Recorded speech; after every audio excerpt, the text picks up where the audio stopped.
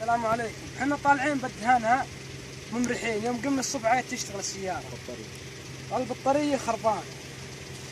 ناسين اللمبة شغالة لعله سوينا طريقة الصدق حلوة جابها الأخ فهد ما أدري منين طلعه. لفينا الحبل سوينا تكاك لو نلويه عطنا افتح العجل. لا ما يحتاج ولا الدراجة اسحب الحبل بس. ايه قبل كذا قرب شوي رافعينه مع جهة واحدة على أساس تدور كفر ما الكروني ما هي تحته الذراية وانعال انتم بكرام عشان ما تدخل. دور الكفر فهد. وندور الكفر واسع الحمد. تدور الكفر طال عمرك.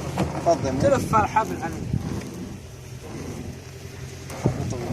بس تبي لك حبل الصدق 10 متر انت رايح.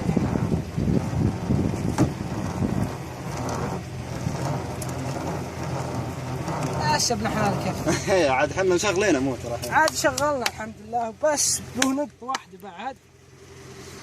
جربنا مرتين. غطى الفلتر على اساس يسهل دخول الهواء تشتغل اسرع ماكينة. مظبوط. تحط القرب الثالث تنتع عادي ما تضغط كاتش خليه بالثالث وانزل من السيارة بعد. خال عاد ما شاء الله ما قصروا عيال سحبوه. سحبنا يسحبون الحبل. يلا انت على اساس سوي بروف. مشتغله هي الحين بس اوريكم شلون اشتغلت هي من اول شيء.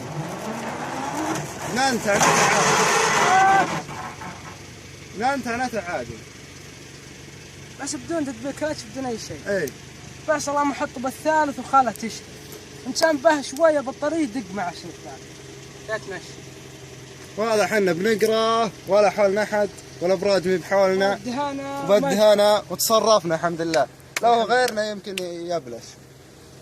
بالدهانة ولا هنا براد وبنقرا. صور المكان عبد الله شلون الموطن.